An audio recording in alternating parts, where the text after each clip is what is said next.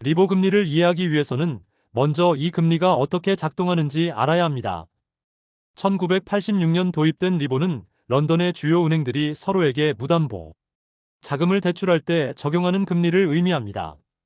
매일 오전 11시 영국은행협회 BBA가 지정한 패널 은행들이 자신들이 다른 은행으로부터 자금을 차입할 때 지불해야 하는 금리를 제출합니다. 이 과정은 겉보기에는 단순해 보입니다. 각 은행의 담당자들이 시장 상황을 분석하여 자신들의 자금 조달 비용을 추정하고 이를 톰슨 로이터에 제출합니다. 제출된 금리들 중 상위 25%와 하위 25%를 제거한 후 나머지 50%의 평균을 내어 그날의 리보 금리를 결정합니다. 이러한 방식은 극단적인 값들을 제거하여 더 정확한 시장 금리를 반영하기 위한 것이었습니다. 하지만 이 시스템에는 치명적인 약점이 있었습니다. 실제 거래 데이터가 아닌 각 은행의 주관적인 추정치에 의존한다는 점이었습니다. 더욱 심각한 문제는 이 추정치를 제출하는 과정에서 외부의 감시나 검증 장치가 거의 없었다는 것입니다. 각 은행의 담당자들은 사실상 자율적으로 금리를 결정할 수 있었고, 이러한 구조적 취약점이 결국 대규모 조작으로 이어진 것입니다. 바클레이스는 리보 조작 스캔들의 첫 번째 희생양이자 동시에 가장 대표적인 가해자였습니다. 1690년에 설립된 이 은행은 300년이 넘는 역사를 가진 영국의 대표적인 금융기관이었습니다.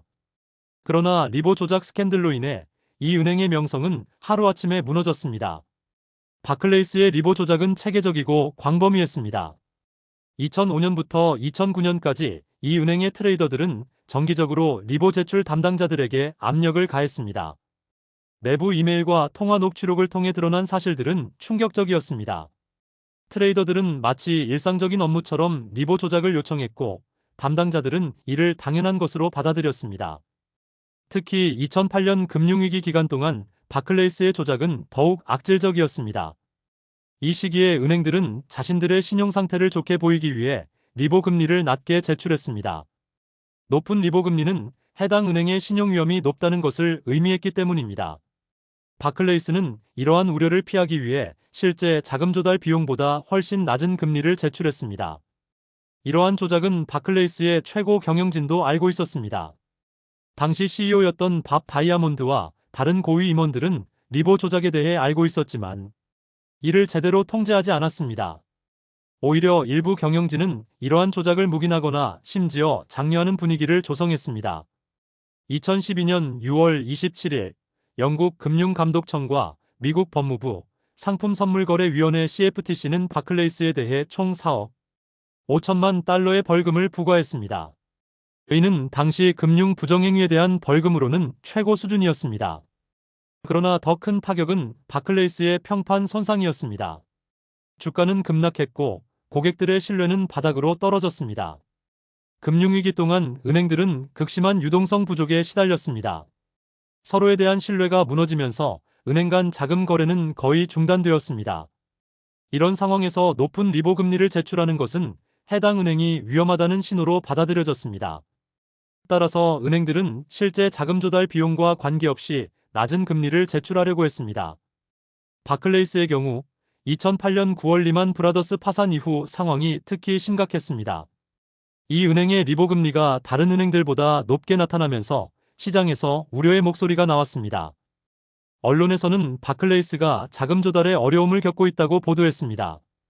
이에 대응하여 바클레이스는 리보 금리를 인위적으로 낮춰 제출했습니다.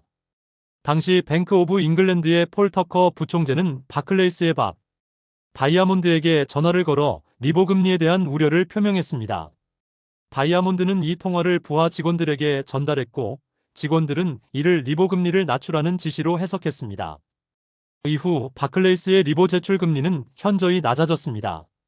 이러한 조작은 단순히 바클레이스만의 문제가 아니었습니다. 금융위기 동안 대부분의 주요 은행들이 비슷한 방식으로 리보 금리를 조작했습니다. 이는 개별 은행의 도덕적 해이를 넘어서 전체 금융 시스템의 구조적 문제를 보여주는 것이었습니다. 리보 조작으로 인한 피해는 상상을 초월하는 규모였습니다. 직접적인 피해자는 리보 금리에 연동된 금융 상품을 보유한 모든 투자자와 차용자들이었습니다. 개인 주택담보대출부터 대기업의 신디케이트론, 연기금의 파생상품 투자까지 그 범위는 광범위했습니다. 개인 차용자들의 경우 주택담보대출과 신용카드 대출에서 직접적인 영향을 받았습니다. 리보 금리가 인위적으로 낮게 조작되었을 때는 이들이 더 낮은 이자를 지불했지만 반대로 높게 조작되었을 때는 더 많은 이자를 부담해야 했습니다. 문제는 이러한 변동이 시장의 자연스러운 움직임이 아니라 인위적인 조작에 의한 것이었다는 점입니다. 기업들도 큰 피해를 입었습니다. 대부분의 기업 대출이 리보 금리에 연동되어 있었기 때문에 조작된 금리는 기업들의 자금 조달 비용에 직접적인 영향을 미쳤습니다. 특히 대규모 신디케이트론을 이용하는 다국적 기업들의 경우 리보 조작으로 인한 손실이 수십억 달러에 이르렀습니다. 금융기관들도 피해자였습니다. 리보 금리를 기준으로 한 파생상품 거래에서 조작으로 인해 의도하지 않은 손실을 입었습니다. 펜션 펀드, 헤지펀드, 보험회사 등이 거래한 수많은 금리, 스왑과 선물 계약들이 조작된 기준금리의 영향을 받았습니다. 각국 정부와 지방자치단체들도 피해를 입었습니다. 이들이 발행한 변동금리 채권과 금리 스왑 계약들이 리보 금리에 연동되어 있었기 때문입니다. 미국의 많은 지방정부들은 리보 조작으로 인한 손실을 회복하기 위해 은행들을 상대로 집단소송을 제기했습니다. 가장 큰 피해는 금융 시스템 전체에 대한 신뢰 손상이었습니다. 리보는 금융시장의 가장 기본적인 기준금리였습니다. 이 금리가 조작되었다는 사실은 금융시장의 공정성과 투명성에 대한 근본적인 의문을 제기했습니다. 투자자들과 일반 대중들은 금융기관들을 더 이상 신뢰할 수 없게 되었습니다. 바클레이스의 벌금 부과 이후 리보 조작 스캔들은 다른 주요 은행들로 확산되었습니다. 수사기관들의 조사 결과 리보 조작은 바클레이스만의 문제가 아니라 업계 전반에 걸친 체계적인 부정행위였음이 드러났습니다. 2012년 12월 스위스의 UBS가 두 번째로 벌금을 부과받았습니다. UBS는 리보와 유로은행 간 금리 조작 혐의로 총 15억 달러의 벌금을 지불했습니다. 이는 바클레이스보다 훨씬 큰 규모였습니다. UBS의 조작은 바클레이스보다 더 체계적이고 광범위했습니다. 이 은행의 트레이더들은 2005년부터 2010년까지 지속적으로 리보 금리를 조작했습니다. 2013년에는 영국의 로열 뱅크 오브 스코틀랜드 RBS가 6억 1천만 달러의 벌금을 지불했습니다. RBS의 조작도 다른 은행들과 비슷한 패턴을 보였습니다. 트레이더들이 자신들의 포지션에 유리하도록 리보 제출 담당자들에게 압력을 가했고 2008년 금융위기 기간에는 은행의 건전성을 과장하기 위해 금리를 낮춰 제출했습니다. 독일의 도이체방크도 2017년 7억 5천만 달러의 벌금을 지불했습니다. 이 은행의 조작은 특히 악질적이었습니다. 트레이더들은 다른 은행의 직원들과 공모하여 리보 금리를 조작했습니다. 또한 이들은 조작을 숨기기 위해 증거를 조작하고 규제당국에 거짓 정보를 제공했습니다. 미국의 JP모건 체이스도 리보 조작 혐의로 수사를 받았습니다. 비록 다른 은행들에 비해 상대적으로 적은 벌금을 지불했지만 이 은행도 리보 조작에 연루되어 있었습니다. 시티그룹과 뱅크 오브 아메리카도 마찬가지로 수사를 받았습니다. 리보 조작 스캔들에 대한 법적 대응은 다방면에서 이루어졌습니다. 먼저 규제당국들이 은행들에 대해 천문학적인 벌금을 부과했습니다. 전체적으로 주요 은행들이 지불한 벌금의 총액은 90억 달러를 넘었습니다. 이는 금융 부정행위에 대한 벌금으로는 사상 최고 수준이었습니다. 영국에서는 개별 트레이더들에 대한 형사처벌도 이루어졌습니다.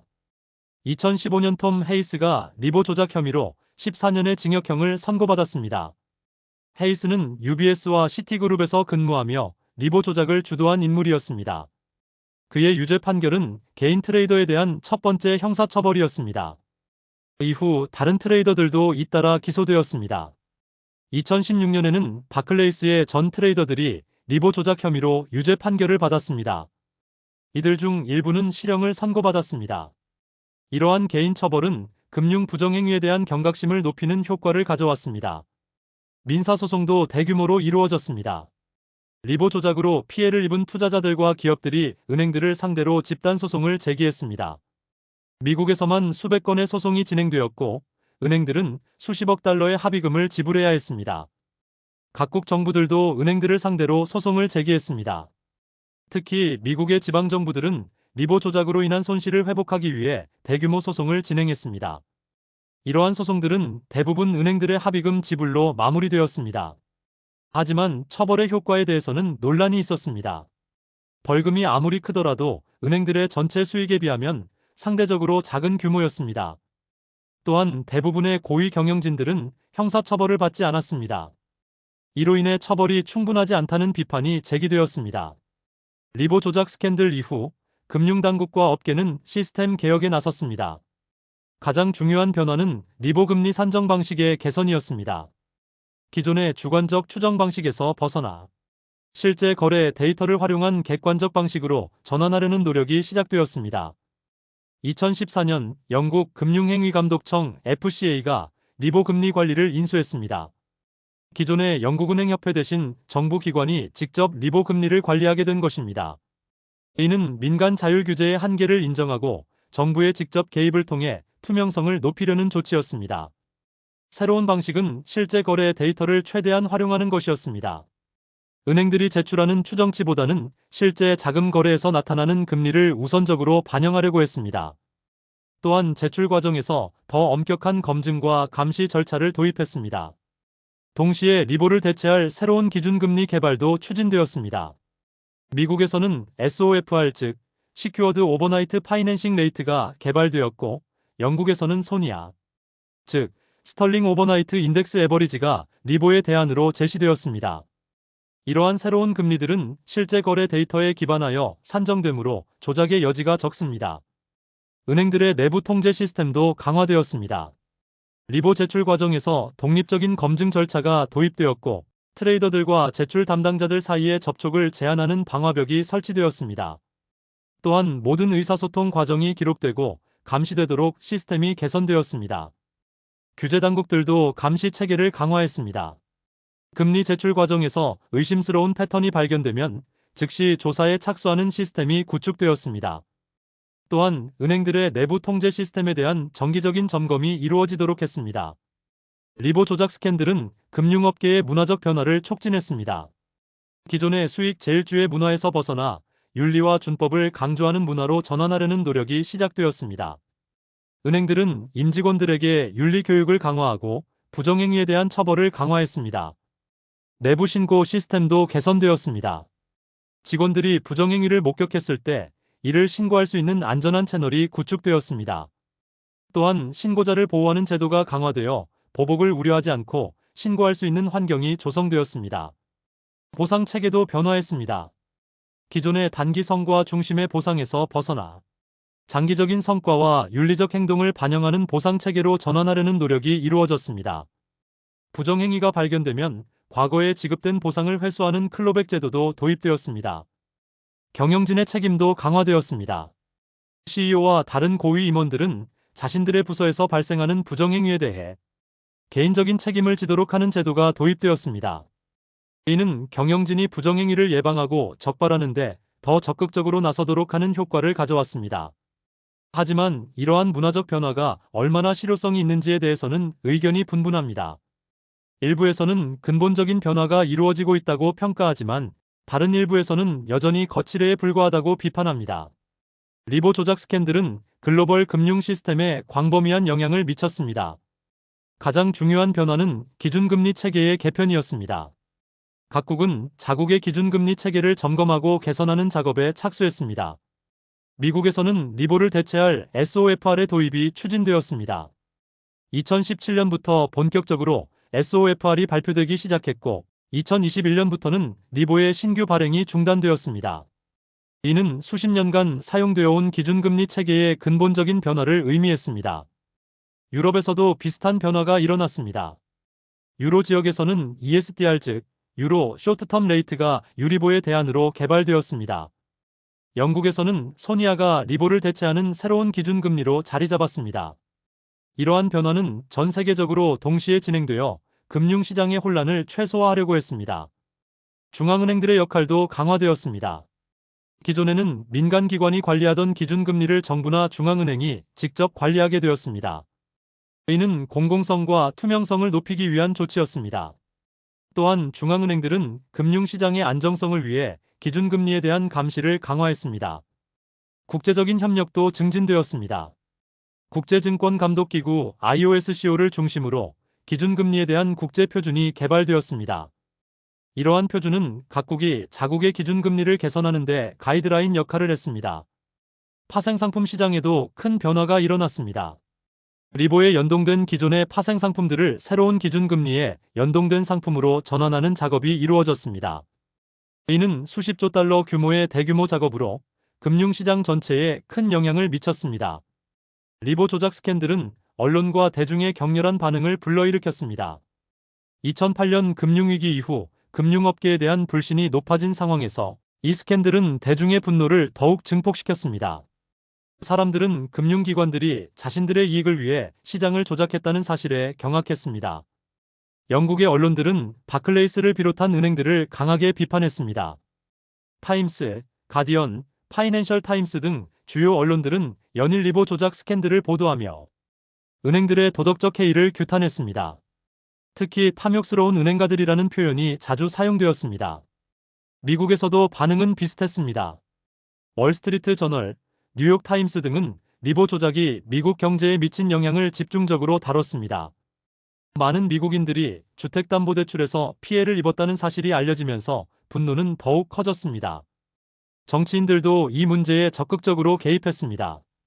영국에서는 노동당을 중심으로 은행들에 대한 더 강한 처벌을 요구하는 목소리가 높아졌습니다. 미국에서도 민주당 정치인들이 월스트리트에 대한 더 강한 규제를 주장했습니다. 이러한 대중의 분노는 월스트리트 점령 운동으로 이어졌습니다. 비록 이 운동이 리보 스캔들만을 대상으로 한 것은 아니었지만 금융업계의 부정행위에 대한 대중의 분노를 상징적으로 보여주는 사건이었습니다.